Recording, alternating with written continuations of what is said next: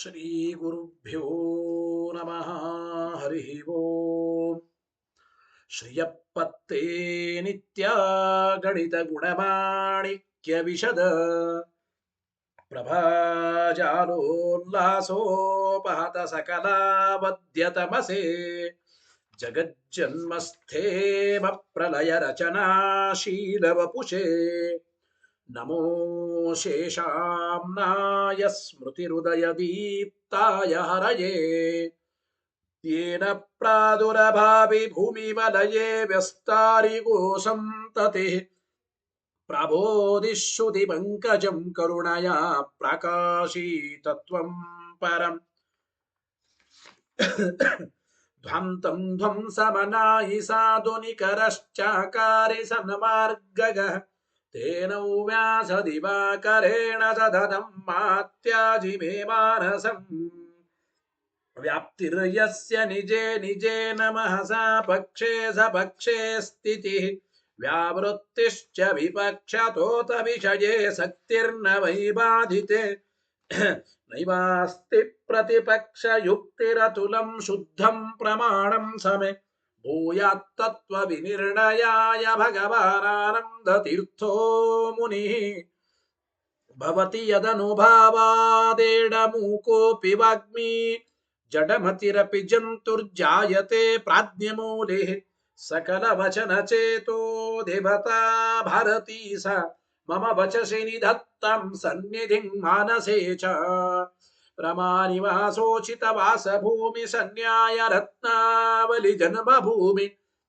वैराग्यभाग्यो मम पद्मनाभतीर्थामृताब्धिर्भवताद्विभूतिः पदवाक्य प्रमाणभ्यन् प्रतिवादिमदच्छिदः श्रीमदक्षोभ्यतीर्थाख्यानुपतिष्ठे गुरुन् मम श्रीमदानन्दतीर्थार्य सन्मनः सरसि भुवि अनुव्याख्याननलिनी चञ्चरी कति मे मनः न शब्दाब्दौ गाढाः न च निगमचर्चासु चतुराः न च न्याये प्रौढाः न च विदितवेद्या अपि वयम् परं श्रीमत्पूर्णप्रमतिगुरुकारुण्यसरणि प्रपन्नामन्यास्मः किमपि च वदन्तोऽपि महताम् भगवता बादरायणेन प्राणिना निःश्रेयसाय प्रणीतमपि ब्रह्ममीमांसा शास्त्रम् असाधु निबन्धं दतमस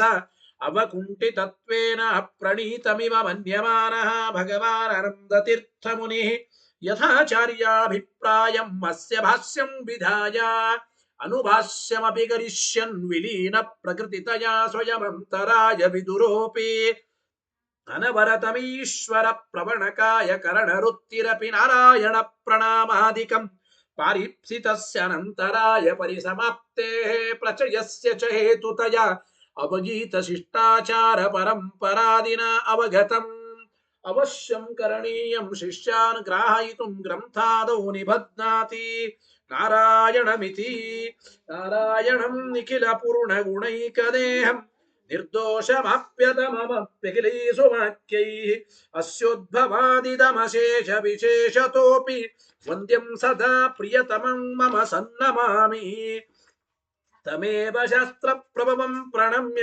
जगद्गुरूणां गुरुमञ्जसैव विशेषतो मे परमाख्य विद्या व्याख्यां करोम्यन्वपि चाहमेव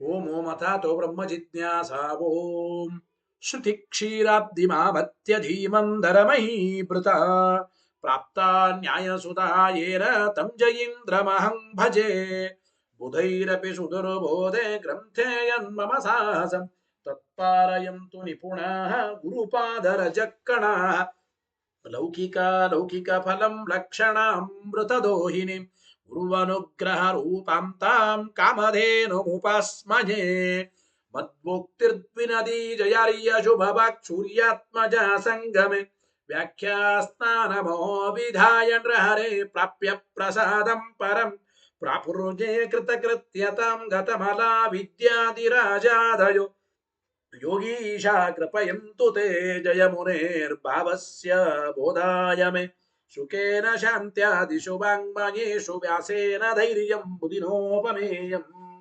ಮನೋಜಜಿತ್ಯಾ ಮನಸಾಮ್ಯಪತ್ಯ ರಘುತ್ತಮಾಖ್ಯಂ ಸ್ವಗುರುಂ ನಮಾಮಿ ನ ದಗ್ಧಂ ಯಸ್ಯ ಕೌಪೀನಂ ಅಗ್ನೌ ದತ್ತಮಪಿ ಸ್ಫುಟಂ ವೇದವ್ಯಾಸ ಗುರುಂ ನೌಮಿ ಶ್ರೀವೇದೇಶ ನಮಸ್ಕೃತಂ ಸತ್ಯನಾಥ ಗುರು ಪಾತು ಯೋಧೀರೋ ನವಚಂದ್ರಿಕಾ ನವಾಮೃತ ಗದಾ ತೀರ್ಥ ತಾಂಡವಾನಿ ವ್ಯಚೀಕೃಪತ ಆರೂಢ ಸಹಸಾ ಯತೀಂದ್ರ ಪದವೀಂ ಗತ್ವಾ ಚ ವಾರಾಣಸಿ ತತ್ರತ್ಯಾನ್ ಕುಮತ ಪ್ರಚಾರ ನಿರತಾನದ್ವೈತ ದಿಗ್ಧಂತಿನಃ ಪ್ರೌಢಾರ್ಥೇ ವಚನೆ ಸುಯುಕ್ತಿ ಖಚಿತೈ ಸಂಬೀಷ ಜನ್ಮೋದಯನ್ ಸತ್ಯಧ್ಯಾನ ಸುಖೇ ಸರಿ ವಿಜಯತೆ ಪಾದಾಸಿತ ಶ್ರೀಪತೆ ಪ್ರಾವೋಚದ್ಯೋತಿಕಂ ನ್ಯಾಯ ಸುಧಾ ವಾಕ್ಯಾರ್ಥ ಚಂದ್ರಿಕಾ ಸತ್ಯ ಪ್ರಜ್ಞೆ ಗುರುರ್ದದ್ಯಾತ್ ಪ್ರಜ್ಞಾಂ ವೈದಾಂತಿಕಿಂ ಸದಾ ಬಂಧುಸ್ತ್ವಂ ಗುರುರಿಷ್ಟ ದೈವತಮಿತಿ ತ್ವತ್ಪಾದ ಪಂಕೇರುಹಂ ಪ್ರಾಪ್ತಂ ಮಾಂ ಪರಿಪಾಲಯೇತಿ ಸತತಂ ಯಾಚೇ ನಿಬದ್ಧಾಂಜಲಿ ಚಿತ್ತಂ ಮದ್ಗುಣ ದೋಷ ಚಿಂತನ ವಿದೋ ನೂನಂ ಮನಃ ಮಾಕೃತಾಃ ಸತ್ಯಾಭಿಜ್ಞ ಗುರೋಸ್ತ್ವದಂಗ್ರಿಯುಗಲಂ ಹಿತ್ವಾ ನಮೇ ಸದ್ಗತಿ ಸತ್ಯಾಭಿಜ್ಞ ಕರಾಬ್ಜೋತ್ಥಾನ್ ಪಂಚಾಶದ್ವರ್ಷ ಪೂಜಕಾನ್ ಸತ್ಯ ಪ್ರಮೋದ ತೀರ್ಥಾರ್ಯಾನ್ ನೌಮಿನ್ಯಾಯ ಸುಧಾರತಾನ್ ವೇದೇಶ ಮುನಿ ಸತ್ಪಾದ ಸೇವಾ ಸಂಪ್ರಾಪ್ತ ವೈಭವಾನ್ ಯಾದವಾರ್ಯಾನ್ ವರಸುಧಾ ಟೀಕಾಕಾರಾನ್ ವಯಂ ನುಮಃ ಪೃಥ್ವೀ ಮಂಡಲ ಮಧ್ಯಸ್ಥಾಃ ಪೂರ್ಣಬೋಧ ಮತಾನುಗಾ ವೈಷ್ಣವ ವಿಷ್ಣು ಹೃದಯಾ ತಾನ್ನಮಸ್ಸೆ ಗುರುನ್ ಮಮ ಅಪಾದ ಮೌಲಿ ಪರ್ಯಂತಂ ಗುರುಣಾಮಾಕೃತಿಂ ಸ್ಮರೆತ್ ತೇನ ವಿಘ್ನಾಃ ಪ್ರಣಶ್ಯಂತಿ ಸಿದ್ಧ್ಯಂತಿ ಚ ಮನೋರಥಾಃ ಶುಭಾಂ ಧ್ಯಾಯಂತಿ ಯೇ ಕಾಮಾನ್ ಗುರುದೇವಃ ಪ್ರಸಾದಜಾನ್ ಇತರಾನ್ ಆತ್ಮಪಾಪೋತ್ಥಾನ್ ತೇಷಾಂ ವಿದ್ಯಾ ಫಲಿಷ್ಯತೆ ಯೈರಹಂ ಶುಕವತ್ ಸಮ್ಯಕ್ ಶಿಕ್ಷಿತೋಸ್ಮಿ ಕೃಪಾಲುಭಿಃ ಶ್ರೀಮತ್ಸತ್ಯಾತ್ಮತೀರ್ಥಾರ್ಯಾನ್ ವಂದೇ ವಿದ್ಯಾ ಗುರುನ್ ಮಮ ಶ್ರೀಮನ್ಯಾಯಸುಧಾಸಕ್ತಂ ನಾನಾರ್ಥ ಪ್ರತಿಪಾದಕಂ ಗುಣಗ್ರಾಹ್ಯತಿ ಶ್ರೇಷ್ಠಂ ಶ್ರೀ ಸತ್ಯಾತ್ಮ ಗುರುಂ ಭಜೆ ಸ್ವಸ್ತಿಸ್ತು ಸತಾಮಖಿಲ ಸನ್ಮಂಗಲಾನಿ ಭವಂತು ಶ್ರೀ ಗುರುಭ್ಯೋ ನಮಃ ಹರಿ ಓಂ. ಹಿಂದೆ ನಾವು ಬಾಧದ ಲಕ್ಷಣವನ್ನು ಹೇಳಿದ್ದೇವೆ. ಅನ್ಯಥಾ ವಿಜ್ಞಾತಸ್ಯ ಸಮ್ಯಕ್ ವಿಜ್ಞಾನ ಗೋಚರತ್ವಂ ಬಾಧ್ಯತ್ವಂ. ಕನ್ನಡದಲ್ಲಿ ಏನರ್ಥ ಇದಕ್ಕೆ? ಬಾಧ ಅಂದ್ರೆ ಏನ್ ಕರೀತಾರೆ? ಬಾಧ ಅಂದ್ರೆ ಮೊದಲು ಆ ವಸ್ತು ಅನ್ಯಥಾ ವಿಜ್ಞಾತವಾಗಿತ್ತು, ಅಂದ್ರೆ ಆ ವಸ್ತುವನ್ನು ಮೊದಲು ತಪ್ಪು ತಿಳಿದಿದ್ದೇವೆ, ಅನಂತರದಲ್ಲಿ ಅದೇ ವಸ್ತುವನ್ನ ಸರಿಯಾಗಿ ತಿಳಿಯೋದಕ್ಕೆ ಬಾಧ ಬಾಧ ಅಂತ ಕರೀತಾರೆ. ನಿಮಗೆ ದೃಷ್ಟಾಂತ ಪೂರ್ವಕವಾಗಿ ಕನ್ನಡದಲ್ಲಿ ತಿಳಿಸೋ ಹಾಗೆ ಹೇಳಬೇಕು ಅಂದರೆ, ಶುಕ್ತಿ ರಜತ ಇದಂ ರಜತಂ ಎಂಬ ಭ್ರಮರೂಪವಾದ ಜ್ಞಾನ ಇದು. ಶುಕ್ತಿಯನ್ನು ನೋಡಿ ರಜತ ಅಂತ ತಿಳಿದಿದ್ದೇವೆ. ಶುಕ್ತಿ ಅಂದ್ರೆ ಕಪ್ಪೆ ಚಿಪ್ಪು, ರಜತ ಅಂದ್ರೆ ಬೆಳ್ಳಿ. ಕಪ್ಪೆ ಚಿಪ್ಪನ್ನು ನೋಡಿ ಬೆಳ್ಳಿ ಅಂತ ತಿಳಿದಿದ್ದೇವೆ. ಅನಂತರದಲ್ಲಿ ಕಪ್ಪೆ ಚಿಪ್ಪನ್ನು ನೋಡಿ ಬೆಳ್ಳಿ ಅಂತ ತಿಳಿದದ್ದನ್ನ ಆಮೇಲೆ ಮತ್ತೆ ಇದು ಬೆಳ್ಳಿ ಅಲ್ಲ ಕಪ್ಪೆ ಚಿಪ್ಪು ಅಂತ ಸರಿಯಾಗಿ ತಿಳಿಯೋದು. ನೋಡಿ, ಕಪ್ಪೆ ಚಿಪ್ಪು ಅನ್ಯಥಾ ವಿಜ್ಞಾತವಾಗಿತ್ತು, ಕಪ್ಪೆ ಚಿಪ್ಪನ್ನು ನಾವು ತಪ್ಪು ತಿಳಿದಿದ್ವಿ. ಅನಂತರದಲ್ಲಿ ಇದು ಬೆಳ್ಳಿ ಅಲ್ಲ, ಇದು ಕಪ್ಪೆ ಚಿಪ್ಪೆ, ಇದು ಶುಕ್ತಿಯೇ ಅಂತ ಸರಿಯಾಗಿ ತಿಳಿಯೋದೇನಿದೆ ಅಂತಹ ಜ್ಞಾನಕ್ಕೇನೆ ಬಾಧ ಬಾಧ ಅಂತ ಕರೀತಾರೆ ಅಂತ ಹೇಳಿದ್ದೇವೆ. ಅನ್ಯಥಾ ವಿಜ್ಞಾತಸ್ಯ ಸಮ್ಯಕ್ ವಿಜ್ಞಾನಂ ಬಾಧ. ಬಾಧದ ಲಕ್ಷಣ ಹೇಳಿದ್ದಾರೆ. ಈ ಲಕ್ಷಣದ ಮೇಲೆ ದಳಕೃತ್ಯ ವಿಚಾರವನ್ನು ಟೀಕಾಕೃತ್ಪಾದರು ಮಾಡ್ತಾ ಇದ್ದಾರೆ.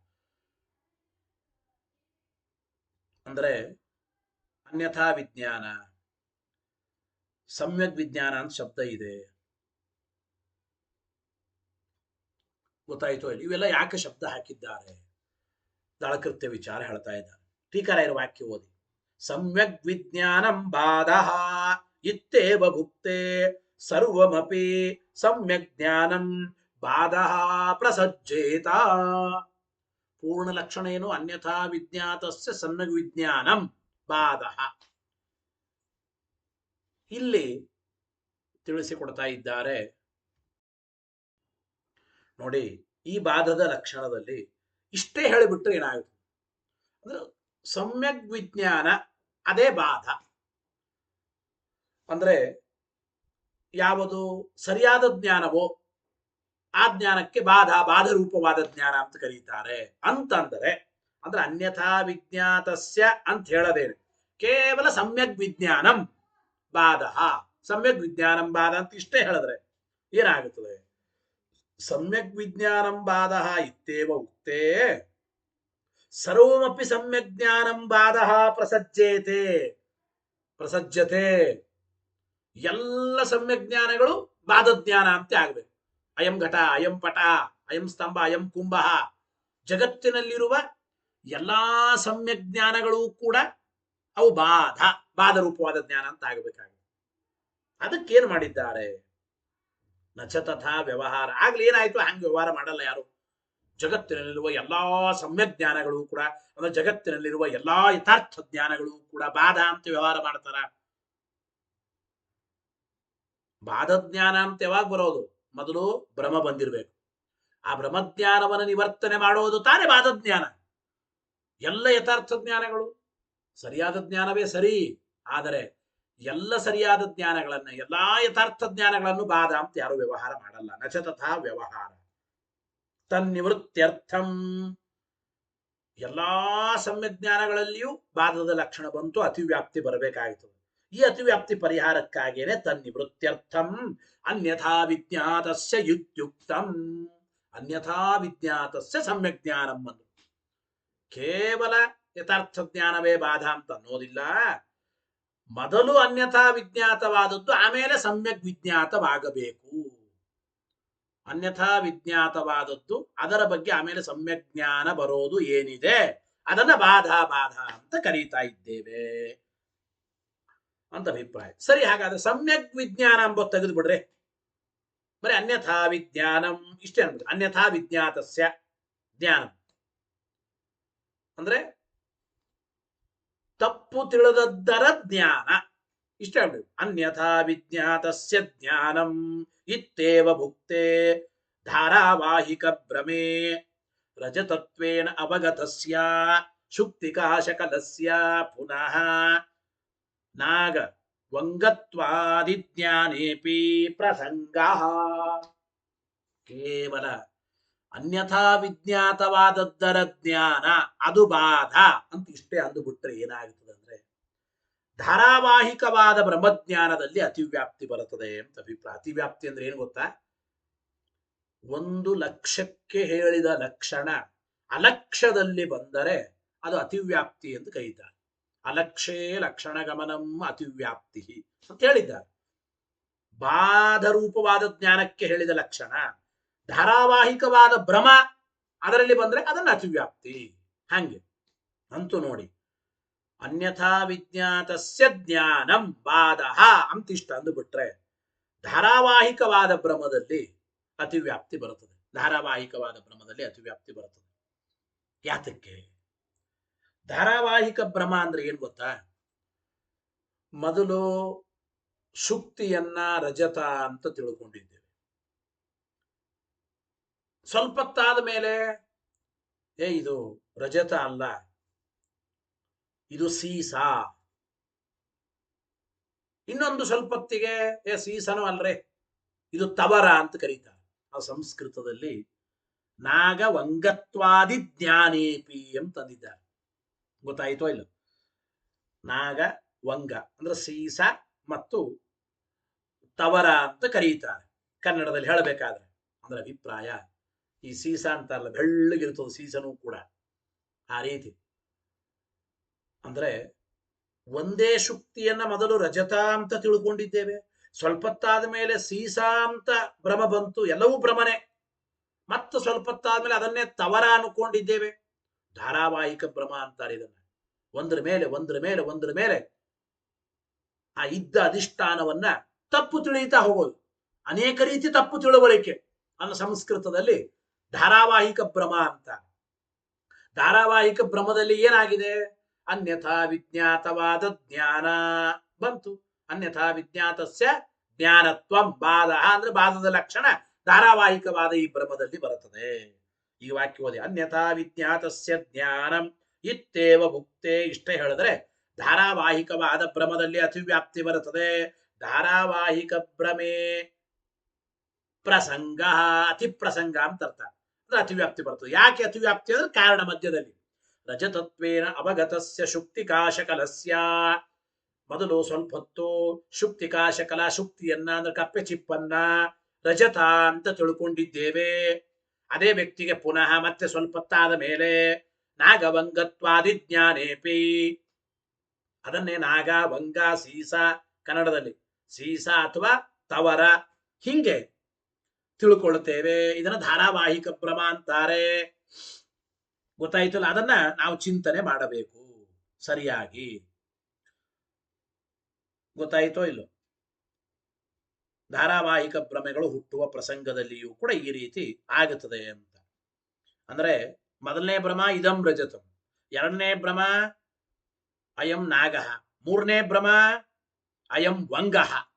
ಹೀಗೆ ಅನ್ಯಥಾ ವಿಜ್ಞಾತವಾದ ಶುಕ್ತಿ ಅದು ಮುಂದೆ ಬೇರೆ ಬೇರೆ ಬೇರೆ ರೀತಿ ಭ್ರಮೆಗಳು ಬರ್ತಾ ಇವೆ. ಏನ್ ಮಾಡ್ಬೇಕಾಗಾದ್ರೆ ತನ್ನಿರಾಸಾಯ ಸಮ್ಯಗಿತ್ಯುಕ್ತಂ. ಅದಕ್ಕೇನೆ ಸಮ್ಯಕ್ ಎಂಬ ಶಬ್ದ ಬೇಕು, ಸಮ್ಯಕ್ ಎಂಬ ಶಬ್ದ ಬೇಕು ಅಂತ ಹೇಳ್ತಾ ಇದ್ದಾರೆ. ನೋಡಿ, ಅನ್ಯಥಾ ವಿಜ್ಞಾತಸ್ಯ ಜ್ಞಾನಂ ಇಷ್ಟೇ ಬಾಧದ ಲಕ್ಷಣ ಅಲ್ಲ. ಅನ್ಯಥಾ ವಿಜ್ಞಾತವಾದದ್ದು ಮತ್ತೆ ಇನ್ನೊಮ್ಮೆ ಬೇರೆ ರೀತಿಯಾಗಿ ಅದರ ಜ್ಞಾನ ಬರೋದು ಇಷ್ಟೇ ಅಲ್ರೇ. ಅದರ ಜ್ಞಾನ ಬೇರೆ ರೀತಿಯಾಗಿ ಬರೋದು ಅಂದ್ರೆ ಮೊದಲು ಒಂದು ರೀತಿ ಭ್ರಮ, ಆಮೇಲೆ ಇನ್ನೊಂದು ರೀತಿ ಭ್ರಮ ಬರೋದು, ಹಂಗಲ್ರಿ ಅರ್ಥ. ಏನಪ್ಪ ಅರ್ಥ ಅಂತಂದ್ರೆ ಹೇಳ್ತಾ ಇದ್ದಾರೆ. ಮೊದಲು ತಪ್ಪು ತಿಳಿದ ಶುಕ್ತಿಯನ್ನ ಆಮೇಲೆ ಸರಿಯಾಗಿ ತಿಳಿಯೋದು. ಬರೀ ತಿಳಿಯೋದು ಅಷ್ಟೇ ಅಲ್ರಿ, ಸಮ್ಯಕ್ ಶಬ್ದ ತೆಗೆದಿದ್ವಿ, ಬರೀ ಜ್ಞಾನ ಅಂದಿದ್ವಿ. ಅನ್ಯಥಾ ವಿಜ್ಞಾತವಾದ ಶುಕ್ತಿಯನ್ನೇ ಸರಿಯಾಗಿ ತಿಳಿಯೋದು ಸಮ್ಯಕ್ ಎಂಬ ಶಬ್ದ. ಸಮ್ಯಕ್ ಜ್ಞಾನಂ. ಅಯಂ ನಾಗ, ಅಯಂ ಸೀಸ ಅಥವಾ ಅಯಂ ವಂಗ ಎಂಬುದೇನೇನಿದೆ ಇದೆಲ್ಲವೂ ಸಮ್ಯಕ್ ಜ್ಞಾನ ಅಲ್ಲ. ಆದ್ರಿಂದ ಅವುಗಳಲ್ಲಿ ಅತಿವ್ಯಾಪ್ತಿ ಬರೋದಿಲ್ಲ ಎಂಬ ಮಾತನ್ನು ತಿಳಿಸಿಕೊಡ್ತಾ ಇದ್ದಾರೆ. ಇದರ ಜೊತೆಗೆ ಇನ್ನೊಂದು ವಿವರಣೆ ಏನಪ್ಪಾ ಅಂದ್ರೆ, ಈ ಬಾಧದ ಲಕ್ಷಣ ಹೇಳೋ ವಾಕ್ಯದಲ್ಲಿ ಅನ್ಯಥಾ ವಿಜ್ಞಾತಸ್ಯ ಸಮ್ಯಕ್ ವಿಜ್ಞಾನಂ ಬಾಧ ಅನ್ಯಥಾ ಎಂಬ ಶಬ್ದ ಇದೆ. ಅನ್ಯಥಾ ಎಂಬ ಶಬ್ದಕ್ಕೆ ಅರ್ಥ ಏನು? ಅನ್ಯಥಾ ಇತಿ ತತ್ಸ್ವರೂಪಾಪೇಕ್ಷಯ ಅಂತ ಕರೀತಾ ಇದ್ದಾರೆ. ಅಂದ್ರೆ ಅನ್ಯಥಾ ಎಂಬ ಪದಕ್ಕೆ ಬೇರೆ ರೀತಿಯಾಗಿ ಅರ್ಥ ಹೇಳಬಾರದು. ವಸ್ತು ಸ್ವರೂಪಕ್ಕಿಂತ ಬೇರೆಯಾಗಿ ಮೊದಲು ತಿಳಿದಿದ್ದೇವೆ, ಅನಂತರದಲ್ಲಿ ಸರಿಯಾಗಿ ತಿಳಿಯುವುದು. ಗೊತ್ತಾಯ್ತೋ ಇಲ್ಲ? ಅಂದ್ರೆ ಅನ್ಯಥಾ ಎಂಬುದಕ್ಕೆ ಬರೀ ಅನ್ಯಥಾ ಬೇರೆ ರೀತಿಯಾಗಿ, ಇಷ್ಟೇ ಬೇರೆ ರೀತಿಯಾಗಿ ಅಂದ್ರೆ ಇಷ್ಟೇ ಅಲ್ರೇ. ಅನ್ಯಥಾ ಅಂದ್ರೆ ಸಾಮಾನ್ಯ ಅರ್ಥ ಏನು? ಅನ್ಯಥಾ ತಿಳಿಯೋದು ಅಂದ್ರೆ ಬೇರೆ ರೀತಿಯಾಗಿ ತಿಳಿಯೋದು. ಬೇರೆ ರೀತಿಯಾಗಿ ತಿಳಿಯೋದು ಅಂದ್ರೆ ಏನು? ಅನ್ಯಥಾ ಎಂಬ ಶಬ್ದ ಬರೇ ಬೇರೆ ರೀತಿಯಾಗಿ ತಿಳಿಯೋದು ಇಷ್ಟೇ ಅರ್ಥ ಅಲ್ಲ. ತತ್ ಸ್ವರೂಪಾಪೇಕ್ಷಯ, ವಸ್ತು ಸ್ವರೂಪಕ್ಕಿಂತ ಭಿನ್ನವಾಗಿ ತಿಳಿಯೋದು ಎಂಬ ಅರ್ಥವನ್ನು ಇಟ್ಕೋಬೇಕು. ವಸ್ತು ಸ್ವರೂಪಕ್ಕಿಂತ ಭಿನ್ನವಾಗಿ ತಿಳಿಯೋದು ಎಂಬ ಅರ್ಥವನ್ನು ನಾವು ಚಿಂತನೆ ಮಾಡಬೇಕು. ಇಲ್ಲದೇ ಇದ್ರೆ ಏನಾಗುತ್ತದೆ? ಬರೇ ಬೇರೆಯಾಗಿ ತಿಳಿಯೋದು, ಬೇರೆಯಾಗಿ ತಿಳಿದದ್ದನ್ನ ಮತ್ತೆ ಯಥಾರ್ಥವಾಗಿ ತಿಳಿಯೋದು, ಹಿಂಗೆ ಇಷ್ಟೇ ಅರ್ಥ ಹೇಳಿಬಿಟ್ರೆ ಏನಾಗುತ್ತದೆ? ಘಟದ ಯಥಾರ್ಥ ಜ್ಞಾನದಲ್ಲಿ ಅತಿವ್ಯಾಪ್ತಿ ಬರ್ತದೆ. ಘಟದ ಬಗ್ಗೆನೆ ಅಯಂ ಘಟ ಅಂತ ಘಟದ ಬಗ್ಗೆ ಏನು ಯಥಾರ್ಥ ಜ್ಞಾನ ಇದೆ, ಆ ಘಟದ ಯಥಾರ್ಥ ಜ್ಞಾನದಲ್ಲೇನೆ ಅತಿವ್ಯಾಪ್ತಿ. ಹೇಗಪ್ಪ ಅಂದ್ರೆ ನೋಡಿ, ಏನು ಅಂದ್ರೆ ಘಟವನ್ನ ಪಟಾಪೇಕ್ಷೆಯ ಅಂದ್ರೆ ಅನ್ಯಥಾ ಪಟಾದಿಗಳಕ್ಕಿಂತ ವ್ಯತಿರಿಕ್ತವಾಗಿ ಘಟತ್ವೇನ ತಿಳಿದುಕೊಂಡಿದ್ದೇವೆ. ಅಯಂ ಘಟ, ಇದು ಘಟ ಅಂದ್ರೆ ಪಟಾಪೇಕ್ಷೆಯ ಇದು ಭಿನ್ನ. ಪಟವನ್ನು ನೋಡಿದ್ರೆ ಇದು ಬೇರೆ ಪದಾರ್ಥ. ಅಂದ್ರೆ ಘಟವನ್ನು ನಾವು ಬೇರೆಯಾಗಿ ತಿಳಿದಿದ್ದೇವೆ. ಪುನಃ ಮತ್ತೆ ಘಟತ್ವೇನ ತಿಳಿದುಕೊಂಡಾಗ ಅದು ಭ್ರಾಂತಿ ಅಂತ ಆಗಬೇಕಾಗುತ್ತದೆ ಅಂತ ಅಭಿಪ್ರಾಯ. ಅದು ಭ್ರಾಂತಿ ಅಂತ ಆಗ್ಬೇಕಾಗುತ್ತೆ. ಯಾಕೆ? ಮೊದಲು ಪಟಭಿನ್ನವಾದ ಘಟತ್ವೇನ ತಿಳಿದುಕೊಂಡಿದ್ದೇವೆ. ಪಟಭಿನ್ನವಾದ ಘಟ ಇದು ಅಂತ ಅನ್ಯಥಾ ವಿಜ್ಞಾತವಾಗಿತ್ತು. ಪುನಃ ಮತ್ತೆ ಅದೇ ಘಟವನ್ನೇ ಘಟತ್ವೇನ ತಿಳಿದುಕೊಂಡಿದ್ದೇವೆ. ಹಾಗಾದ್ರೆ ಇದು ಕೂಡ ಸಮ್ಯಜ್ಞಾನವೇ ಆಗಿದೆ. ಅಂದ್ರೆ ಇದು ಸಮ್ಯಜ್ಞಾನವೇ, ಇದು ಭ್ರಾಂತಿ ಅಂತ ಆಗಬೇಕಾಗುತ್ತದೆ ಎಂಬ ಅತಿಪ್ರಸಂಗ ಬರುತ್ತದೆ ಅಂತ ಅಭಿಪ್ರಾಯ. ಗೊತ್ತಾಯಿತೋ ಇಲ್ಲೋ? ಅಂದ್ರೆ ವಸ್ತುವಿನ ಸ್ವರೂಪಾಪೇಕ್ಷೆಯ ಬೇರೆ ರೀತಿಯಾಗಿ ತಿಳಿಯೋದು ಅಂತ ಅರ್ಥ ಹೇಳಬೇಕು ಅನ್ಯಥಾ ಶಬ್ದಕ್ಕೆ. ಬರೇ ಬೇರೆ ರೀತಿಯಾಗಿ ತಿಳಿಯೋದು ಇಷ್ಟು ಮಾತ್ರ ಅಲ್ಲ ಅಂತ ಅಭಿಪ್ರಾಯ. ಗೊತ್ತಾಯಿತೋ ಇಲ್ಲ? ಅಂದ್ರೆ ಇದು ಘಟ ಅಂತ ಮೊದಲಿಗೆ ಬಂದ ಜ್ಞಾನದಲ್ಲಿ ಘಟ ಸ್ವರೂಪಕ್ಕಿಂತ ಘಟವು ಅನ್ಯಥಾ ವಿಜ್ಞಾತವಲ್ಲ ಅಂತ. ಆದ್ರಿಂದ ಮತ್ತೊಮ್ಮೆ ಇನ್ನೊಂದ್ಸಲ ಘಟಜ್ಞಾನ ಬಂದಾಗ ಇಲ್ಲ, ಇದು ಘಟತ್ವೇನ ಜ್ಞಾತವಾಗಿದೆ. ಮೊದಲು ಪಟ ಭಿನ್ನವಾಗಿ ಘಟವನ್ನು ತಿಳ್ಕೊಂಡಿದ್ದೇವೆ ಅಷ್ಟೇ, ಈಗ ಘಟತ್ವೇನ ಘಟವನ್ನು ತಿಳ್ಕೊಂಡಿದ್ದೇವೆ. ಅನ್ಯಥಾ ವಿಜ್ಞಾತವಾಗಿತ್ತು, ಪಟ ಭಿನ್ನತ್ವೇನ ತಿಳಿದಿದ್ದೇವೆ. ಆದ್ರೆ ಈಗ ಘಟತ್ವೇನೇ ತಿಳಿಯುತ್ತಾ ಇದ್ದೇವೆ. ಅನ್ಯಥಾ ವಿಜ್ಞಾತ ಸಮ್ಯ ವಿಜ್ಞಾನಂ ಬಾಧ ಅಂತ ಹೇಳಿ ಅಯಂ ಘಟ ಎಂಬ ಯಥಾರ್ಥ ಜ್ಞಾನದಲ್ಲೇನೆ ಬಾಧದ ಲಕ್ಷಣ ಬರಬೇಕಾಗುತ್ತದೆ. ನೋಡಿ, ತೇನ ಘಟಸ್ಯೈವ ಪಟಾದ್ಯಪೇಕ್ಷಯ, ಈ ರೀತಿ ಅಂದ್ರೆ ತತ್ ಸ್ವರೂಪಾಪೇಕ್ಷಯ ಅಂತ ಅರ್ಥ ಹೇಳದೇನೆ ಅನ್ಯಥಾ ಶಬ್ದಕ್ಕೆ ಕೇವಲ ಬೇರೆ ರೀತಿಯಾಗಿ ತಿಳಿಯೋದು. ಅನ್ಯಥಾ ವಿಜ್ಞಾತ ಅಂದ್ರೆ ಬೇರೆ ರೀತಿಯಾಗಿ ತಿಳಿಯೋದು, ಇಷ್ಟೇ ಅರ್ಥ ಹೇಳಿಬಿಟ್ರೆ ಘಟಕ್ಕೇನೆ ಪಟಾಪೇಕ್ಷೆಯ ಅನ್ಯಥಾ. ಮೊದಲು ಪಟಾಪೇಕ್ಷೆಯ ಪಟದಿಂದ ಭಿನ್ನ ಅಂತ ತಿಳಿದಿದ್ದೇವೆ. ಅನ್ಯಥಾ ಅಂದ್ರೆ ಪಟಾಪೇಕ್ಷೆಯ ಇದು ಭಿನ್ನ ಘಟ, ಘಟತ್ವೇನ ಜ್ಞಾತಸ್ಯ ಪುನಃ ಘಟತ್ವೇನ ಜ್ಞಾನೇ. ಇಲ್ಲ, ಇದು ಪಟಾಪೇಕ್ಷೆಯ ಭಿನ್ನ ಅಂತ ಇಷ್ಟೇ ಅಲ್ಲ, ಇದು ಘಟತ್ವೇನ ಘಟ ಅಂತ ಆಗಿದೆ ಅಂತ ಹಿಂಗ್ ತಿಳಿಯೋದು. ಈ ಜ್ಞಾನವೂ ಕೂಡ ಹಾಗಾದ್ರೆ ಅನ್ಯಥಾ ವಿದ್ಯಾ ಸಂಯುವಿಜ್ಞಾನಂ ಅಂತ ಆಯ್ತು ಅಂತಂದ್ರೆ ಹಂಗಲ್ಲ. ಇತಿ ನಿರಸ್ತಃ ಛಲ ಪ್ರಸಂಗ. ಛಲ ಛಲ ಎಂಬುವ ನಿಗ್ರಹ ಸ್ಥಾನ ಬರಬೇಕಾದೀತು ನಿಮಗೆ. ಛಲ ಅಂದ್ರೆ ಏನ್ ಗೊತ್ತಾ? ನಮಗೆ ವಿವಕ್ಷಿತವಾದ ಅರ್ಥವನ್ನು ಬಿಟ್ಟು ನೀವೇ ಬೇರೆ ಒಂದು ಅರ್ಥವನ್ನು ಕಲ್ಪನಾ ಮಾಡಿಕೊಂಡು ದೋಷವನ್ನು ಏನು ಹೇಳೋದಿರುತ್ತದಲ್ಲ, ಅದಕ್ಕೆ ಛಲ ಅಂತ ಕರೀತಾರೆ. ಕನ್ನಡದಲ್ಲಿ ಛಲ, ಹಠ, ಅವನ ಛಲವನ್ನು ಅವನು ಸಾಧಿಸ್ತಾನೆ ಆ ಅರ್ಥ ಅಲ್ರಿ. ಪ್ರಮಾಣ ಪದ್ಧತಿಯಲ್ಲಿ ಆರಂಭಕ್ಕೆ ಬಂದ ನಿಗ್ರಹ ಸ್ಥಾನಗಳ ವಿಚಾರ 22ಕ್ಕಿಂತಲೂ ಹೆಚ್ಚು ನಿಗ್ರಹ ಸ್ಥಾನಗಳನ್ನು ಹೇಳ್ತಾರೆ. ಅಲ್ಲಿ ಛಲ ಅಂತ ಬಂದಿದೆ. ಛಲ ಅಂದ್ರೆ ಏನು? ನಮಗೆ ವಿವಕ್ಷಿತವಾದ ಅರ್ಥವನ್ನ ಅರ್ಥ ಮಾಡಿಕೊಳ್ಳದೆ, ನಮಗೆ ವಿವಕ್ಷಿತವಾದ ಅರ್ಥವನ್ನ ಕೈಬಿಟ್ಟು ನೀವೇ ಒಂದು ಅರ್ಥವನ್ನ ಕಲ್ಪನಾ ಮಾಡಿಕೊಂಡು ಈ ಶಬ್ದಕ್ಕೆ ಹಿಂಗ ಅರ್ಥ, ಆದ್ದರಿಂದ ನಿಮಗೆ ಹಿಂಗ್ ದೋಷ ಬರ್ತದೆ ಅಂತ ತಕ್ಷಣ ಹೇಳ್ಬಿಟ್ರೆ ಆ ಅರ್ಥ ನಾವು ಹೇಳಿರೋದೇ ಇಲ್ಲ. ನಮಗೆ ವಿವಕ್ಷಿತವಲ್ಲದ ಅರ್ಥವನ್ನ ನೀವೇ ಕಲ್ಪನಾ ಮಾಡಿಕೊಂಡು ಹೇಳತಕ್ಕಂಥದ್ದೇನಿದೆ ಅದನ್ನ ಛಲ ಅಂತ ಕರೀತಾರೆ. ಸಂಸ್ಕೃತದಲ್ಲಿ ಅದನ್ನು ಬರೀತಾರೆ. ಛಲ ಛಲ ಅಂದ್ರೆ ಏನ್ ಗೊತ್ತೇನು? ಪರೋಕ್ತಸ್ಯ ಅರ್ಥಾಂತರಂ ಪರಿಕಲ್ಪ್ಯ ತದ್ದೂಷಣೇನ ಪರೋಕ್ತ ಭಂಗ ಛಲಂ. ಇನ್ನೊಬ್ಬ ವಾದಿಗಳು ಹೇಳಿರತಕ್ಕಂತಹ ವಿಷಯವನ್ನ ಸರಿಯಾಗಿ ಅರ್ಥ ಮಾಡಿಕೊಳ್ಳದೆ ನೀವೇ ಇನ್ನೊಂದು ಅರ್ಥಾಂತರವನ್ನು ಕಲ್ಪನಾ ಮಾಡಿಕೊಂಡು ಆ ಪರನನ್ನ ದೂಷಣ ಮಾಡೋದೇನಿದೆ ಅದನ್ನ ಛಲ ಛಲ ಅಂತ ಕರೀತಾರೆ. ಈ ರೀತಿ ನೀವು ಅನ್ಯಥಾ ಶಬ್ದಕ್ಕೆ ಕೇವಲ ಬೇರೆ ರೀತಿಯಾಗಿ ಇಷ್ಟೇ ಅರ್ಥ ಹೇಳಿಬಿಟ್ರೆ ಘಟಜ್ಞಾನದಲ್ಲಿಯೂ ಕೂಡ ಅತಿವ್ಯಾಪ್ತಿ ಬರುತ್ತದೆ ಅಂತ ನೀವು ಅಂದ್ರಿ. ಹಂಗಲ್ಲವೇ ಅಲ್ಲ. ಅನ್ಯಥಾ ವಿಜ್ಞಾತಸ್ಯ ಎಂಬ ಶಬ್ದ ಬೇರೆ ರೀತಿಯಾಗಿ ಇಷ್ಟೇ ಅರ್ಥ ಅಲ್ಲವೇ ಅಲ್ಲ. ತತ್ ಸ್ವರೂಪಾಪೇಕ್ಷೆಯ, ವಸ್ತುವಿನ ಸ್ವರೂಪಾಪೇಕ್ಷೆಯ ಅನ್ಯಥಾ ವಿಜ್ಞಾತವಾಗಿ ಅನಂತರದಲ್ಲಿ ಸಮ್ಯಕ್ ಜ್ಞಾನ ಯಾವುದೋ ಅದು ಬಾಧ ಬಾಧ ಅಂತ ಕರೀತೇವೆ. ಆದ್ದರಿಂದ ನಮಗೆ ಅಲ್ಲಿ ಘಟಜ್ಞಾನದಲ್ಲೇನೆ ಅತಿವ್ಯಾಪ್ತಿ ಕೊಡ್ಲಿಕ್ಕೆ ಬರೋದಿಲ್ಲ. ಹಂಗ ಘಟಜ್ಞಾನದಲ್ಲಿ ನೀವು ಅತಿವ್ಯಾಪ್ತಿ ಹೇಳಿದ್ರೆ ನಿಮಗೆ ಛಲ ಎಂಬ ನಿಗ್ರಹ ಸ್ಥಾನ ಬರುತ್ತದೆ ಅಂತ ಅವರನ್ನು ಕುರಿತು ನಾವು ನಿರಾಕರಣೆ ಮಾಡಿ ಆಯಿತು.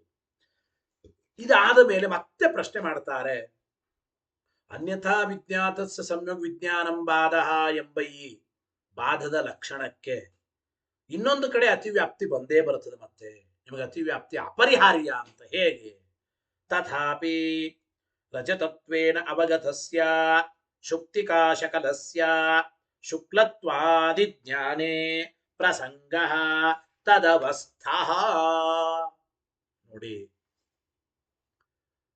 ಈ ಶುಕ್ತಿ ಮೊದಲು ರಜತತ್ವೇನ ತಿಳಿಯಲ್ಪಟ್ಟಿತ್ತು. ಅಂದ್ರೆ ರಜತತ್ವೇನ ಅನ್ಯಥಾ ವಿಜ್ಞಾತವಾದ ಶುಕ್ತಿನೇ ಈ ಶುಕ್ತಿ ಶುಕ್ಲವಾಗಿದೆ, ಬಿಳಿಯಾಗಿದೆ ಎಂಬ ಜ್ಞಾನ. ಬಿಳಿಯಾಗಿದೆ ಎಂಬ ಜ್ಞಾನ ಯಥಾರ್ಥ ತಾನೆ. ರಜತ ಅಂತ ಮೊದಲು ತಿಳಿಯಲ್ಪಟ್ಟ ಈ ಶುಕ್ತಿ ಕಪ್ಪೆ ಚಿಪ್ಪೆ, ಆಮೇಲೆ ಇಯಂ ಶುಕ್ಲ ಅಂತ ಜ್ಞಾನ ಬಂತು. ಸರಿಯಾದ ಜ್ಞಾನವೇ. ಅನ್ಯಥಾ ವಿಜ್ಞಾತ ಸಮ್ಯ ವಿಜ್ಞಾನಂ ಅಂತಾಯಿತು ಅಂತ ಪ್ರಶ್ನೆ. ಗೊತ್ತಾಯಿತೋ ಇಲ್ಲ? ಹಾಗಾಯ್ತಲ್ಲ ಅಂತ ಕೇಳ್ತಾ ಇದ್ದಾರೆ. ಗೊತ್ತಾಯಿತೋ ಇಲ್ಲ? ಪ್ರಸಂಗ ತದವಸ್ಥಃ ಏವಂ, ಇದೇ ರೀತಿ. ಅಂದ್ರೆ ನೋಡಿ, ಅಧಿಷ್ಠಾನವಾದ ಶುಕ್ತಿಯನ್ನ ಮೊದಲು ರಜತತ್ವೇನ ಅನ್ಯಥಾ ವಿಜ್ಞಾತವಾಗಿತ್ತು. ಅಧಿಷ್ಠಾನವಾದ ಶುಕ್ತಿ ಮೊದಲು ರಜತ ಅಂತ ತಪ್ಪು ತಿಳುವಳಿಕೆ ಆಗಿತ್ತು, ರಜತ ಅಂತ ತಿಳ್ಕೊಂಡಿದ್ದೇವೆ. ಅದೇ ಶುಕ್ತಿಯನ್ನೇ ಆಮೇಲೆ ಮತ್ತೆ ಇಯಂ ಶುಕ್ಲ, ಇದು ಬಿಳಿಯಾಗಿದೆ ಅಂತ ತಿಳ್ಕೊಳ್ಳೋದು ಸಮ್ಯಕ್ ಜ್ಞಾನವೇ. ಅನ್ಯಥಾ ವಿಜ್ಞಾತ ಸಮ್ಯಕ್ ವಿಜ್ಞಾನಂ ಬಾಧ ಎಂಬೋ ಬಾಧದ ಲಕ್ಷಣ ಇಯಂ ಶುಕ್ಲ ಎಂಬ ಜ್ಞಾನದಲ್ಲಿ ಬಂತು. ಅತಿವ್ಯಾಪ್ತಿ ಬಂತಲ್ಲ ಅದು. ಆದ್ರೆ ಅದು ಬಾಧಜ್ಞಾನ ಅಲ್ಲ, ಬಾಧಜ್ಞಾನ ಅಲ್ಲ, ಅತಿವ್ಯಾಪ್ತಿ ಬಂತಲ್ಲ ಅಂತ ಪ್ರಶ್ನೆ. ಅದರ ಜೊತೆಗೆ ಏವಂ ಇನ್ನೊಂದು, ಏಕೇನ ಅನ್ಯಥಾ ವಿಜ್ಞಾತಸ್ಯ ಪುರುಷಾಂತರ ಸಂಬಂಧಿನಿ. ಈಗ ಒಬ್ಬ ಪುರುಷನಿಗೆ ಒಂದು ವಸ್ತು ತಪ್ಪು ತಿಳುವಳಿಕೆ ಆಗಿತ್ತು. ಒಂದು ವಸ್ತುವಿನ ಬಗ್ಗೆ ಒಬ್ಬ ಪುರುಷ ತಪ್ಪು ತಿಳಿದಿದ್ದ, ಅನ್ಯಥಾ ವಿಜ್ಞಾತವಾಗಿತ್ತು ಈ ವಸ್ತು. ಬೇರೆ ವ್ಯಕ್ತಿಗೆ ಆ ವಸ್ತು ಸಮ್ಯಕ್ ವಿಜ್ಞಾತವಾಯಿತು. ಅಂದ್ರೆ ಇದಂ ರಜತಂ ಅಂತ ಇವನಿಗೆ ಭ್ರಮ ಬಂದಿದೆ. ಈ ಪುರುಷನಿಗೆ ಅನ್ಯಥಾ ವಿಜ್ಞಾತವಾಗಿದೆ ಶುಕ್ತಿಯ ಬಗ್ಗೆ. ಇದೇ ಶುಕ್ತಿಯ ಬಗ್ಗೆನೆ ಬೇರೆ ಪುರುಷನಿಗೆ ಇದು ಶುಕ್ತಿ ಅಲ್ಲ, ಇದು ರಜತ ಅಲ್ಲ, ಶುಕ್ತಿ ಅಂತ ಅವನಿಗೆ ಯಥಾರ್ಥ ಜ್ಞಾನ ಬಂದಿದೆ. ಹಾಗಾದ್ರೆ ಅವನಿಗೆ ಬಂದ ಇಯಂ ಶುಕ್ತಿ ಎಂಬ ಜ್ಞಾನವೂ ಕೂಡ ಅದು ಬಾಧಕ ಜ್ಞಾನ, ಅದು ಬಾಧ ಅಂತ ಆಗಲಿ ಅಂತ ಅತಿವ್ಯಾಪ್ತಿ ಬರುತ್ತದೆ. ಏವಂ ಏಕೇನ ಅನ್ಯಥಾ ವಿಜ್ಞಾತಸ್ಯ, ಒಬ್ಬ ವ್ಯಕ್ತಿಯಿಂದ ಅನ್ಯಥಾ ವಿಜ್ಞಾತವಾದ ತಪ್ಪು ತಿಳಿದ ಶುಕ್ತಿಯನ್ನೇ ಪುರುಷಾಂತರ ಸಂಬಂಧಿನಿ, ಇನ್ನೊಬ್ಬ ಪುರುಷನಿಗೆ ಸಮ್ಯಕ್ ವಿಜ್ಞಾತವಾಯಿತು ಇದೇ ಶುಕ್ತಿನೇ. ಅವನಿಗೆ ಬಂದ ಹಾಗಾದ್ರೆ ಇಯಂ ಶುಕ್ತಿ ಎಂಬ ಜ್ಞಾನ ಅದು ಬಾಧ ಜ್ಞಾನ ಅಂತ ಆಗಬೇಕಾಗುತ್ತದೆ, ಅತಿವ್ಯಾಪ್ತಿ. ಮತ್ತು ತಸ್ಸೈವ ಪುರುಷಸ್ಯ, ಇನ್ನೊಂದು ರೀತಿ, ಅದೇ ಪುರುಷನಿಗೇನೆ ಕಾಲಾಂತರ ಭಾವಿನಿ ಆಜಾನ ಸಿದ್ಧೆ ಸಮ್ಯಕ್ ವಿಜ್ಞಾನೇ ಪ್ರಸಂಗೋಪಿ. ಅದೇ ಪುರುಷನಿಗೇನೆ ಬೇರೆ ಕಾಲಾಂತರದಲ್ಲಿ ಸಹಜವಾಗಿ ಇಯಂ ಶುಕ್ತಿ ಅಂತ ಯಥಾರ್ಥ ಜ್ಞಾನ ಬರುತ್ತದೆ. ಅಂದ್ರೆ ಒಬ್ಬ ಪುರುಷನಿಗೆ ಮೊದಲು ಈ ಶುಕ್ತಿ ರಜತ ಅಂತ ತಿಳಿದಿತ್ತು. ಈ ಶುಕ್ತಿನೇ ರಜತತ್ವೇನ ವಿಜ್ಞಾತವಾಗಿತ್ತು ಮೊದಲು ಈ ಒಬ್ಬ ಪುರುಷನಿಗೆ. ಇದೇ ಪುರುಷನಿಗೇನೆ ಇನ್ನು 2 ವರ್ಷ ಬಿಟ್ಟು ಸುಮ್ಮನೆ ಅವನ ಹತ್ತಿರ ಹೋಗಿ ನೋಡದ, ಯಾವುದೋ ಸಹಜವಾಗಿ ಸ್ವಭಾವ ಸಿದ್ಧವಾದ ಜ್ಞಾನ ಅಂತ ಕರೀತಾರೆ. ಸಹಜವಾಗಿ ಹತ್ತಿರ ಹೋಗಿ ನೋಡದ, ಇದು ಕಪ್ಪೆ ಚಿಪ್ಪು ಇಯಂ ಶುಕ್ತಿ ಅಂತ ಜ್ಞಾನ ಬಂತು. ಹಾಗಾದ್ರೆ ಒಬ್ಬನೇ ಪುರುಷನಿಗೆ ಅನ್ಯಥಾ ವಿಜ್ಞಾತವಾಗಿತ್ತು ಶುಕ್ತಿ, ಕಾಲಾಂತರದಲ್ಲಿ ಅದೇ ಪುರುಷನಿಗೆ ಸಮ್ಯಕ್ ವಿಜ್ಞಾತವಾಯಿತು. ಹಾಗಾದ್ರೆ ಕಾಲಾಂತರದಲ್ಲಿ ಅದೇ ಪುರುಷನಿಗೆ ಬಂದ ಆ ಜ್ಞಾನವೂ ಕೂಡ ಬಾಧಕ ಜ್ಞಾನ, ಅದು ಬಾಧ ಅಂತ ಆಗಬೇಕಾಗುತ್ತದಲ್ಲ. ಈ ರೀತಿ ಅತಿ ಪ್ರಸಂಗ ಅಂದ್ರೆ ಅತಿವ್ಯಾಪ್ತಿ ಬರುತ್ತದಲ್ಲ. ಆದ್ರೆ ಅವು ಯಾವು ಕೂಡ ಬಾಧ ಜ್ಞಾನ ಅಲ್ಲ, ಅತಿವ್ಯಾಪ್ತಿ ಬರುತ್ತದಲ್ಲ ಅಂತ ಪ್ರಶ್ನೆ ಬಂದರೆ ಉತ್ತರ ಹೇಳ್ತಾ ಇದ್ದಾರೆ. ಮೈವಂ, ಹಾಗೆ ಅರ್ಥ ಮಾಡಿಕೊಳ್ಳಬೇಡಿ ಅಂದ್ರು ಟೀಕರಾಯರು. ಸರ್ವತಾ ಹೀಗೆ ಅರ್ಥ ಮಾಡಿಕೊಳ್ಳಬೇಡಿ. ಯಾತಕ್ಕೆ? ಮೈವಂ ನೋಡಿ, ಬಾಧತಿ ಖಲು ಲೋಡನೆ ಪಠ್ಯತೆ. ಏನರ್ಥ? ಬಾಧ ಎಂಬ ಶಬ್ದದ ಮೂಲ ಬಾದ್ರು ವಿಡೋಲನೆ, ಬಾದ್ರು ಲೋಡನೆ, ಬಾದ್ರು ವಿಡೋಲನೆ ಎಂಬ ಧಾತು. ಬಾಧ ಎಂಬ ಶಬ್ದ ಯಾವ ಧಾತುವಿನಿಂದ ನಿಷ್ಪನ್ನವಾದ ಶಬ್ದರೇ ಅದು? ಅಂದ್ರೆ ಬಾದ್ರು ವಿಡೋಲನೆ, ಬಾದ್ರು ಲೋಡನೆ.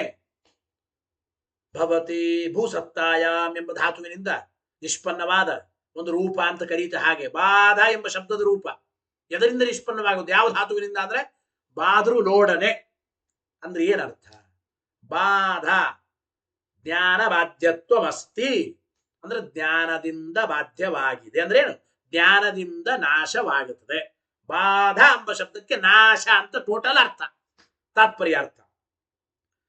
ಬಾಧತಿ ಖಲು ಲೋಡನೆ ಪಠ್ಯತೆ ಅಂದ್ರೆ ಒಟ್ಟು ಬಾಧ ಶಬ್ದದ ಮೂಲ ಧಾತು ಬಾದ್ರು ಲೋಡನೆ, ಅದರ ಅರ್ಥ ಬಾಧ ಎಂಬುದಕ್ಕೆ ನಾಶ ಎಂಬ ಅರ್ಥ.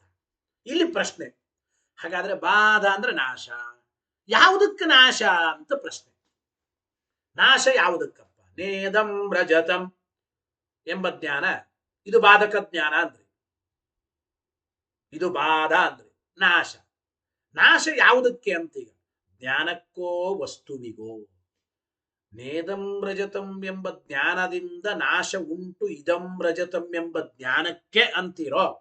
ಇದಂ ರಜತಂ ಎಂಬ ಜ್ಞಾನ ನಾಶವಾಗುತ್ತದೋ ಅಥವಾ ವಸ್ತು ರಜತವೇ ನಾಶವಾಗುತ್ತದೋ ಅಂತ ಪ್ರಶ್ನೆ. ನೋಡಿ, ತಚ್ಚ ಅಂದ್ರೆ ಏನು? ಬಾಧ ಬರೋದು ಅಂದ್ರೆ ನಾಶ ಇರೋದು. ನಾಶ ಅಂದ್ರೆ ಯಾವುದಕ್ಕೆ? ತಚ್ಚ ಅಬಾಧ. ನಾಶ ಅಂದ್ರೆ ಜ್ಞಾನಸ್ಯ ಅರ್ಥಸ್ಯ ವಾ ಅಸ್ತು. ಬಾಧ ನಾಶ ಅಂದ್ರೆ ಯಾವುದಕ್ಕೆ? ಜ್ಞಾನಕ್ಕೋ ಅರ್ಥಕ್ಕೋ. ನತಾವತ್ ಜ್ಞಾನಸ್ಯ, ಜ್ಞಾನಕ್ಕೆ ನಾಶ ಅಂತ ಹೇಳಿಕ್ ಬರಲ್ರಿ ಅದು. ಯಾಕೆ? ತಸ್ಯ ಕ್ಷಣಿಕತ್ವೇನ ಸ್ವತಃ ಏವ ನೋಡಿತತ್ವಾತ್.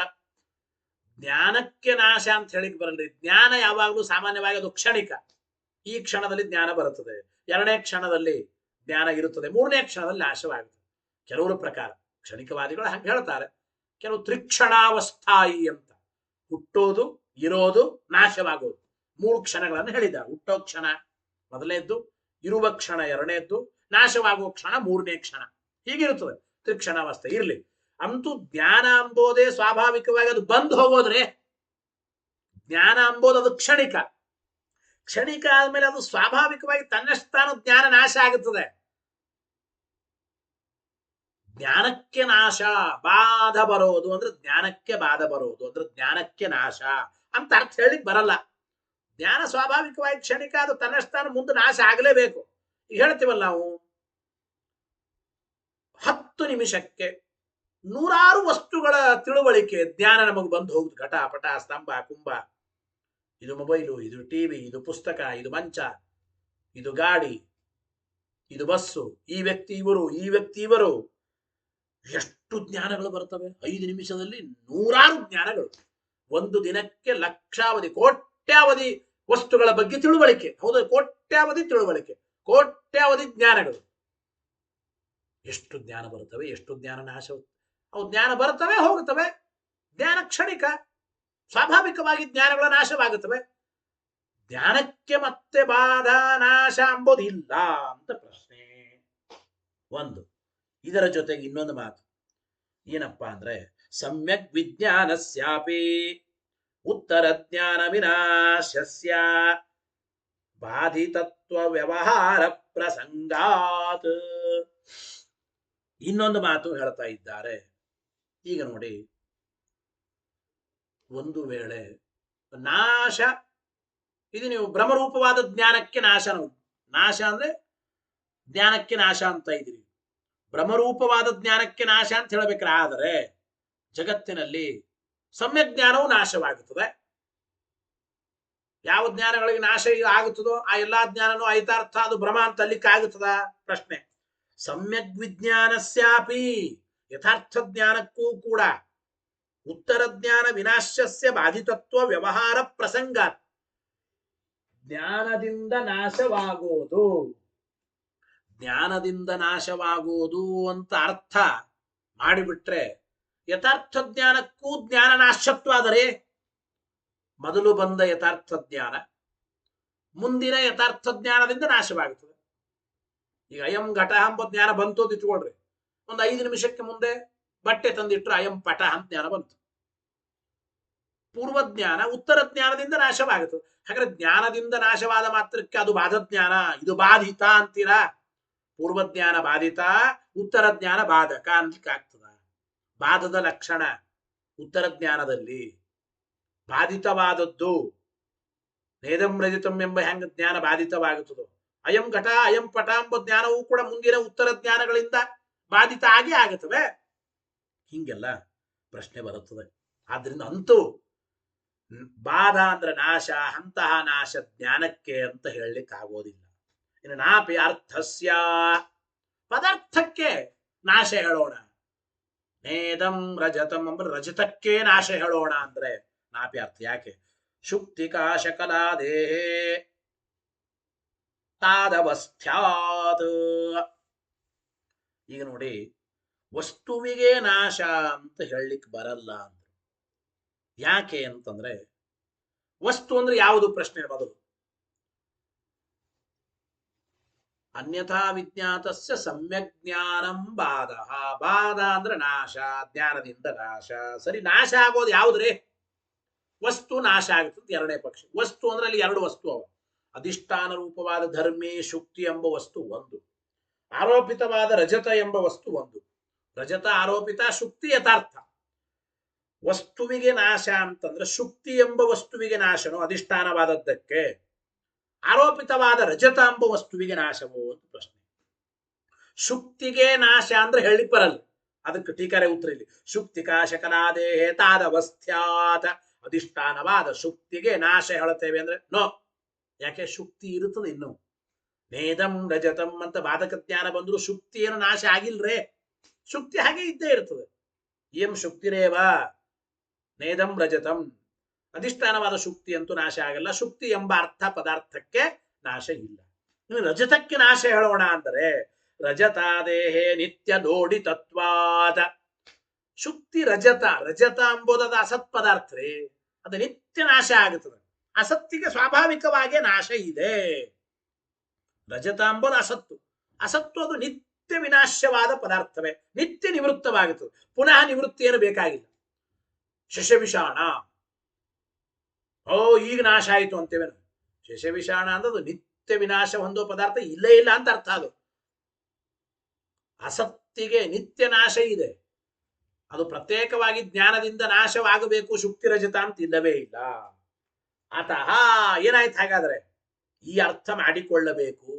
ಯಾವ ಅರ್ಥಪ್ಪ ಅಂದ್ರೆ ಅತಃ ಪೂರ್ವಜ್ಞಾನ ಪ್ರಸಂಜಿತಸ್ಯ. ಪೂರ್ವಜ್ಞಾನದಿಂದ ಬಂದ ಅನ್ಯಥಾಕಾರ ಏನಿದೆ ಲೋಡನಮಿವ ಇತಿ ವಕ್ತವ್ಯಂ. ಅಂದ್ರೆ ಅತಃ ಪೂರ್ವಜ್ಞಾನ ಪ್ರಸಂಜಿತಸ್ಯ ಅನ್ಯಥಾಕಾರಸ್ಯ ಲೋಡನಮಿವ ಇತಿ ವಕ್ತವ್ಯಂ ತಥಾ ಚ ಸತಿ ಕೋ ಅತಿ ಪ್ರಸಂಗ. ಇಷ್ಟು ಹೇಳ್ಬೇಕು. ಹಿಂಗೆ ಹೇಳಿದ್ರೆ ಯಾವುದೇ ವಿಧವಾದ ಅತಿ ಪ್ರಸಂಗಾದಿ ದೋಷಗಳು ಇಲ್ಲ ಎಂಬ ಮಾತನ್ನು ಹೇಳ್ತಾ ಇದ್ದಾರೆ. ಏನು? ಪೂರ್ವಜ್ಞಾನವಾದ ರಜತ ಜ್ಞಾನದಲ್ಲಿ ತೋರಿದ ರಜತ ಎಂಬ ವಿಪರೀತಾಕಾರಕ್ಕೆ ಗೌಣವಾದ ಲೋಡನ.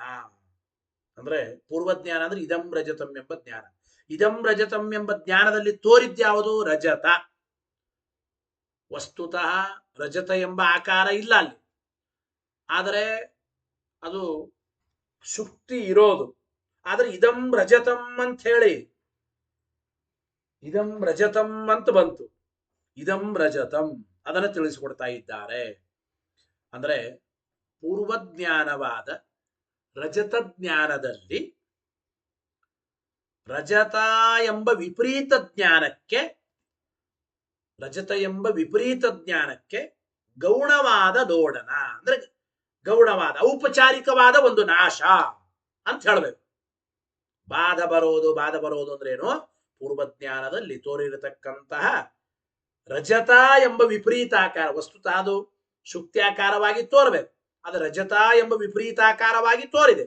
ಆ ರಜತ ಎಂಬ ವಿಪರೀತಾಕಾರ ಏನಿದೆ ಅದಕ್ಕೆ ಒಂದು ಔಪಚಾರಿಕವಾದ ಒಂದು ನಾಶ ಎಂಬುದನ್ನ ಹೇಳಬೇಕು ಎಂಬ ಮಾತನ್ನ ಇಲ್ಲಿ ತಿಳಿಸಿಕೊಡ್ತಾ ಇದ್ದಾರೆ.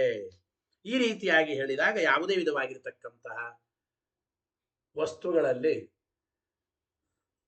ಅತಿವ್ಯಾಪ್ತಿ ಮೊದಲಾದವುಗಳು ಬರುವುದಿಲ್ಲ. ತಥಾಚ ಸತಿ ಕೋ ಅತಿ ಪ್ರಸಂಗ. ಹಿಂಗೆ ಹೇಳಿಬಿಟ್ರೆ ಯಾವ ಅತಿ ಪ್ರಸಂಗನೂ ಬರೋದಿಲ್ಲ ಎಂಬ ಮಾತನ್ನ ತಿಳಿಸಿಕೊಡ್ತಾ ಇದ್ದಾರೆ. ಗೊತ್ತಾಯ್ತೋ ಇಲ್ಲ? ಇಲ್ಲಿ ನೋಡಿ, ಈಗೇನು ಪ್ರಶ್ನೆ ಆಯ್ತು ಇಲ್ಲಿಯವರೆಗೂ? ಬಾಧದ ಲಕ್ಷಣದಲ್ಲಿ ಹೇಳಿದ ಆ ಶಬ್ದಗಳ ದಳಕೃತ್ಯವನ್ನು ವಿಚಾರ ಮಾಡಿ ಆಯಿತು. ಕೊನೆಗೆ ಏನಂದ್ರು? ಬಾಧ ಬಾಧ ಅಂದ್ರೆ ಏನಂದ್ರು? ಪೂರ್ವಜ್ಞಾನ ಪ್ರಸಂಜಿತಸ್ಯ ಅನ್ಯಥಾಕಾರಸ್ಯ ಲೋಡನಮಿವ ಅಂದ್ರು. ಗೊತ್ತಾಯಿತೋ ಇಲ್ಲ? ಅಂದ್ರೆ ಹಿಂದಿನ ಜ್ಞಾನದಿಂದ ತೋರಲ್ಪಟ್ಟ, ಅಂದ್ರೆ ಇದಂ ರಜತಂ ಎಂಬ ಜ್ಞಾನದಲ್ಲಿ ತೋರಿದ ರಜತವೆಂಬ ವಿಪರೀತಾಕಾರಕ್ಕೆ ಔಪಚಾರಿಕವಾದ ನಾಶ ಅಂತ ಹಿಂಗೆಲ್ಲ ಅರ್ಥ ಹೇಳಿದ್ರಿ. ಒಟ್ಟಿಟ್ಟು ಸಿದ್ಧ ಆಯ್ತು ಅದಕ್ಕೆ. ಆದರೆ ಈ ಒಂದು ಅಭಿಪ್ರಾಯವನ್ನು ತಿಳಿಸ್ತಕ್ಕಂತಹ ಪದಗಳು ಆಚಾರ್ಯರ ಅನುವ್ಯಾಖ್ಯಾನ ಶ್ಲೋಕದಲ್ಲಿ ಎಲ್ಲಿ ಉಂಟ್ರೆ?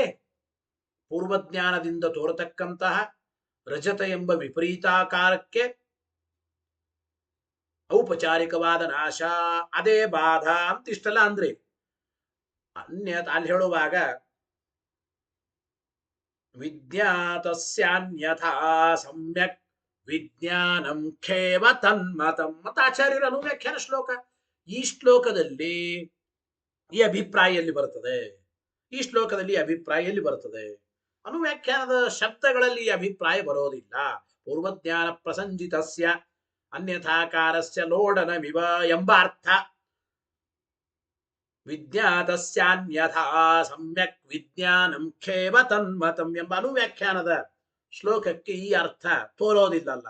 ಅದನ್ನ ಹಿಂದೆ ಹೇಳಿದ ನಾವೇನು ಆಕ್ಷೇಪ ಮಾಡಿದ್ದೇವೆ, 3 ಕಡೆ ಅತಿವ್ಯಾಪ್ತಿಯನ್ನ, ಆ ಅತಿವ್ಯಾಪ್ತಿ ಪರಿಹಾರ ಆಗಲಿಲ್ಲ, ಹಾಗೆ ಉಳಿಯಿತು ಅಂತ ಅಭಿಪ್ರಾಯ. ಹಾಗೆ ಉಳಿಯಿತು ಅಂತಂದ್ರೆ ತತ್ಕಿಂ, ಇದರಿಂದ ಏನಾಯ್ತು ಅಂದ್ರೆ ವಕ್ತವ್യമೇ ತತ್, ಇದರಿಂದ ಏನ್ ಹೇಳ್ದಂಗಾಯ್ತು ಅಂದ್ರೆ ನಹಿ ಅಂದ್ರೆ ಅಭಿಪ್ರಾಯ ಬಾಧ ಲಕ್ಷಣದಲ್ಲಿ ಈ ವಿಶೇಷವನ್ನು ಹೇಳಬೇಕು, ಈ ವಿಶೇಷಣಗಳನ್ನ ಹೇಳಬೇಕು. ಬಾಧದ ಲಕ್ಷಣಗಳನ್ನು ಈ ವಿಶೇಷಣಗಳ ಹೇಳಬೇಕು. ಬೇಡ ಅಂತ. ಯಾಕೆ ಅಂದ್ರೆ ಕಥಂ ಅನುಚ್ಯಮಾನಂ ಜ್ಞಾಸ್ಯತೆ. ನೋಡ್ರಿ, ಬಾಧದ ಲಕ್ಷಣಗಳಲ್ಲಿ ಈ ವಿಶೇಷಣಗಳನ್ನು ಹೇಳಬೇಕಂದ್ರೆ ಬೇಕಾಗಿಲ್ಲ. ತತ್ಕಿಂ, ಇದರಿಂದ ಏನ್ ಮಾಡ್ದಂಗಾಯ್ತು ಅವ್ರ ಪ್ರಶ್ನೆ. ವಕ್ತವ್യമೇ ತತ ಅಂದ್ರೆ ಇದನ್ನ ಹೇಳಬೇಕಾಗಿತ್ತು. ಅನ್ಯಥಾ ವಿಜ್ಞಾತ ಸಂಯುಜ್ಞಾನಂ ಬಾಧ ಅಂಬೋದರಲ್ಲಿ ಇದು ಸೇರಿಸಿಲ್ಲ ನೀವು. ಪೂರ್ವಜ್ಞಾನ ಪ್ರಸಂಜಿತಸ್ಯ ಅನ್ಯಥಾಕಾರಸ್ಯ ಲೋಡನಮಿವ ಅಂಬೋದು ಹೇಳಬೇಕಾಗಿತ್ತು. ಇಲ್ಲ, ನಾವು ಹೇಳೋದಿಲ್ಲ ಅಂತಂದ್ರೆ ಶಬ್ದಗಳನ್ನ ಹೇಳದೆ ಹೋದರೂ ಕೂಡ ಆ ಅಭಿಪ್ರಾಯ ನಿಮಗೆ ತಿಳಿಯೋದು ಹೆಂಗೆ? ಅನುಚ್ಯಮಾನಂ ಕಥಂ ಜ್ಞಾಸ್ಯತೆ, ಹೇಳದೆ ಹೋದ್ರೆ ಅಭಿಪ್ರಾಯ ತಿಳಿತದ ಹೇಗ್ರಿ ಅಂತಂದರೆ ಅದಕ್ಕೆ ಟೀಕಾರೆ ಉತ್ತರ, ಆಚಾರ್ಯರ ಅನ್ಯಥಾ ವಿಜ್ಞಾತಸ್ಯ ಎಂಬ ಶಬ್ದದಿಂದಲೇನೆ ಇಷ್ಟು ಅರ್ಥ ನಮಗೆ ಸ್ಪಷ್ಟವಾಗಿ ತೋರುತ್ತದೆ ಅಂದ್ರು. ಅನ್ಯಥಾ ವಿಜ್ಞಾತಸ್ಯ ಇತಿ ವಚನ ಸಾಮರ್ಥ್ಯ, ಅನ್ಯಥಾ ವಿಜ್ಞಾತಸ್ಯ ಎಂಬ ವಚನದ ಸಾಮರ್ಥ್ಯದಿಂದ ಇದು ನಮಗೆ ತೋರುತ್ತದೆ ಎಂಬ ಮಾತನ್ನು ತಿಳಿಸಿಕೊಡ್ತಾರೆ. ಆಮೇಲೆ ಅನ್ಯಥಾ ಸಮ್ಯಕ್ ವಿಜ್ಞಾನಂ ಇತ್ತೇವ ಅವಕ್ಷತ. ಒಂದು ವೇಳೆ ಅನ್ಯಥಾ ವಿಜ್ಞಾತಸ್ಯ ಎಂಬ ಶಬ್ದಕ್ಕೆ ಆಚಾರ್ಯರಿಗೆ ಇಷ್ಟು ಅಭಿಪ್ರಾಯ ಇದೆ ಬಾಧ ಅಂತಂದರೆ ಅಂತ ನಾವು ಹೇಳಿದ್ದೇವೆ. ಈ ರೀತಿ ಅಭಿಪ್ರಾಯ ಆಚಾರ್ಯರಿಗೆ ಇಲ್ಲದೆ ಹೋಗಿದ್ರೆ ಅನ್ಯಥಾ ಸಮ್ಯಕ್ ವಿಜ್ಞಾನಂ ಇತ್ತೇವ ಅವಕ್ಷತ್, ಬಾಧ ಅಂದ್ರೆ ಏನು? ಸಮ್ಯಕ್ ಜ್ಞಾನ, ಅದೇ ಬಾಧ ಅಂತ ಹೇಳಿಬಿಡ್ತಿದ್ರು. ಹಂಗ ಹೇಳದೇನೆ ಹಿಂದ್ಗಡೆ ಈ ಶಬ್ದ ಇಟ್ಟಿದ್ದಾರೆ, ಅನ್ಯಥಾ ವಿಜ್ಞಾತಸ್ಯ ಸಮ್ಯಕ್ ವಿಜ್ಞಾನಂ ಅಂದ್ರೆ ಅನ್ಯಥಾ ವಿಜ್ಞಾತಸ್ಯ ಎಂಬ ಶಬ್ದದಿಂದ ಇಷ್ಟು ಅಭಿಪ್ರಾಯ ನಮಗೆ ತೋರಿ ಬರುತ್ತದೆ ಅಂತ ಅರ್ಥ ಮಾಡಿಕೊಳ್ಬೇಕು. ಪೂರ್ವಜ್ಞಾನ ಪ್ರಸಂಜಿತಸ್ಯ ಅನ್ಯಥಾಕಾರಸ್ಯ ಲೋಡನಮಿವ ಎಂಬ ಅರ್ಥ ನಮಗೆ ತೋರಿ ಬರುತ್ತದೆ. ಕಿಮನೇನ, ಏನ್ ಹೇಳ್ದಂಗಾಯ್ತು ಇದರಿಂದ ಅಂದ್ರೆ ಲಕ್ಷಣದಲ್ಲಿ ಅನ್ಯಥಾ ವಿಜ್ಞಾತಸ್ಯ ಎಂಬ ಶಬ್ದ ಇದು ಸಾರ್ಥಕ. ಗೊತ್ತಾಯ್ತು ಇಲ್ಲ? ಸರಿ ರೀ, ಈ ಬಾಧದ ಲಕ್ಷಣದಿಂದ ಏನ್ ಪ್ರಯೋಜನ ಏನು?